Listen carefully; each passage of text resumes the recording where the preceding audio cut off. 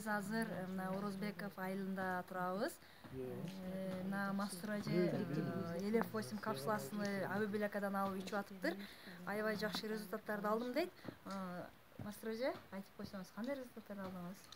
Мен жакшымын, Кудайга шүгүр. 30 жылдан бери оруймун өзүм.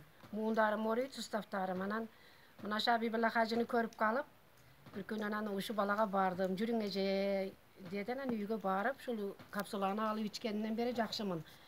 Мен эми баскандарым начарлап, мына көкүрөктөрүм ишип, мына колум көтөрүлбөй, мындай болуп кетет, оромолум сала албайт экен.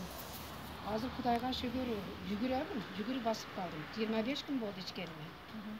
Анан монтип өрдөк окшоп басып калган элем дейт да. Азыр өрдөккө окшоп басып калган элем да мен. Азыр жакшы эле басып калыптыр. Кантип басып көрүңчү? Үйдө ham басып көрсөтөм да. Биз ошентип какай басып калыптым, Кудайга шүгүр. Анан жакшы. Бирөөз айтат да, Тайне, сиз өйдө болуп калыпсыз дейт анан.